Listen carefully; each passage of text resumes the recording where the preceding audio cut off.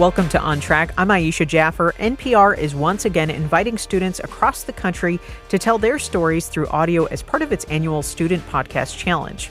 Now in its 8th year, the competition has introduced students from all 50 states and Washington, D.C. to the world of public radio and podcasting.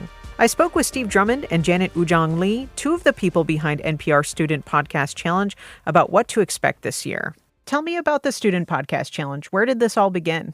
Yeah, about 8 years ago, there was a lot of discussion around the country of hearing from young people and elevating student voices. And we're the education team and kind of trying to put our money where our mouth was a little bit in terms of encouraging project-based learning and hearing the voices of kids. And so we created this competition kind of as an experiment. We thought maybe we would get 50 podcasts or 500. That first year, we got 5,500 student podcasts, and we realized we were onto something. And so many of them were utterly charming or moving or emotional, or we heard students doing serious reporting or telling personal stories about their own lives. And we kind of have kept it going ever since. And we've tried to grow and expand it over the years. We've added college podcasts into the mix. 2 years ago, we added fourth graders into the mix, and that's been a lot of fun. So we continue to sort of hear from thousands of students all over the country. That's amazing to hear. So who is this challenge open to this year? So this year, the challenge is open to students from 4 through 12. So we have the fourth grade category, middle school for students in grades 5 through 8, and then the high school category for students in 9 through 12. And we ask that for the Student Podcast Challenge for our younger students, you work with someone who is 18 or older to submit.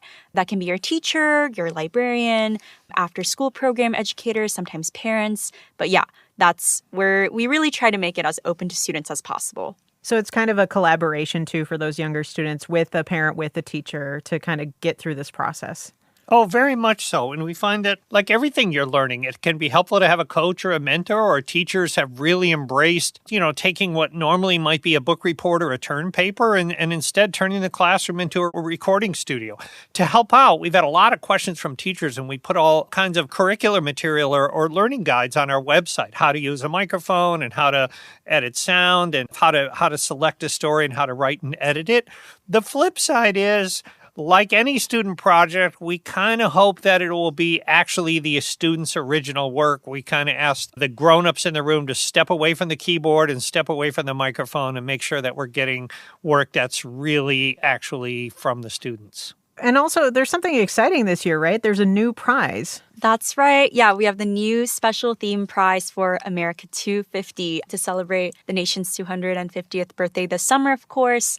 And yeah, we're just asking students all around the country to tell us about what it feels to be American. It can be a historic story, a family story, something you're learning in class that you're inspired by. We're open to all of it and just curious to see how different students in different communities and places around the country interpret it. Now, I know you both said you've heard thousands of submissions, and this might be a big question, but is there a story that you can share that's stood out to each of you?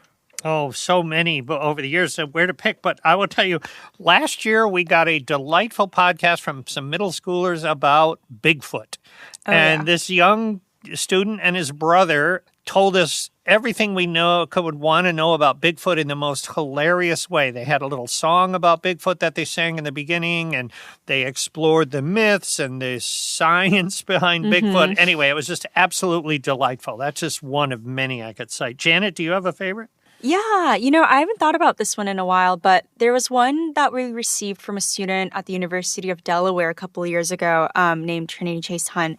Her podcast was called Dear Little Sister, and it was these letters that she exchanged with her younger sister who had just enlisted in the military. The podcast was just so authentic. She read out loud letters that they had exchanged. There was recordings of phone calls and just a young person kind of reflecting on like her relationship with her sister and what it means to send away family to something like this and see, especially a younger sibling going so far away and how that changed your family dynamic. So yeah, we just like get a whole range of these, some fun things, some more emotional things, and there's so many that stick to me. When you look back at past participants, what have you seen students take away from this experience? We've heard over and over again from many, many times and from their teachers as well. So many students saying, before this competition, I never heard of a podcast before. I never heard of NPR before. So what we're hopefully doing is introducing a lot of young people to journalism, to audio storytelling, to writing in a different way. And then what really comes through as well, when young people are interviewed via a grown-up, they talk in a certain way. But in this, we've actually heard young people speaking in their own voices, almost as if they're talking to their peers or they're talking to their classmates or to their siblings. And it's a very different sound. And it's really, somehow we've realized this is really something that resonates with these young people.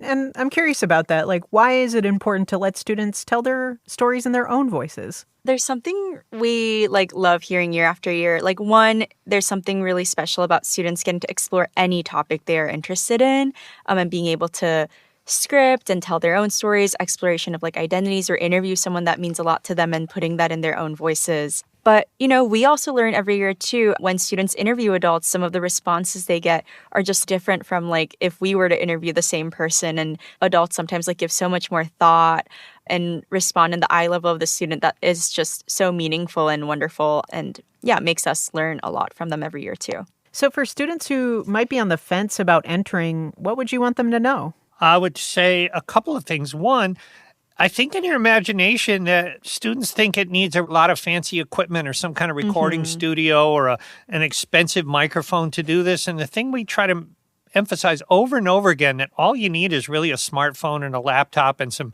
free editing software, and you can learn how to do this. And then the other thing that I would just say is, it doesn't require some big, elaborate journalistic project to do. We've heard so many students taking on a simple thing in their own lives, whether it's something they've struggled with.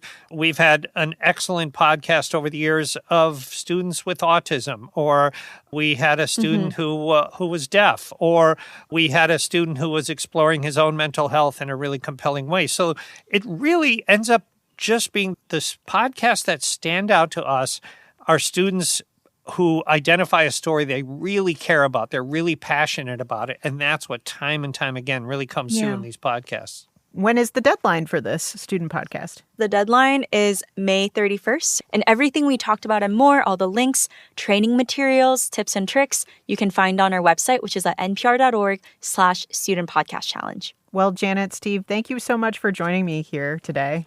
Hey, it's been a pleasure. Thanks a lot. On Track is produced by Louisville Public Media. Our production team includes Michelle Tyreen Johnson, Laura Ellis, and me, Ayisha Jaffer, with support from Rebecca Feldhouse-Adams and Alex Biscardi. Our music is by Kojin Toshiro. Find more at LouisvilleOnTrack.org, and remember, being kind is free. That's the start of community. Thanks for listening.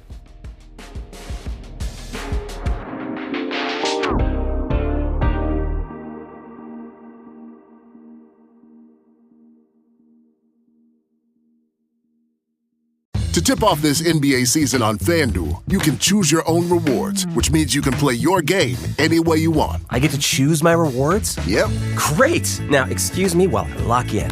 All customers choose your own reward right now in the FanDuel app. 21 plus and present in select states. 18 plus in Kentucky. Opt-in required. Rewards are non-withdrawable. Restrictions apply, including bonus and token expiration, leg requirement, and max wager amount. See full terms at FanDuel.com/sportsbook. Gambling problem? Call 1-800-GAMBLER.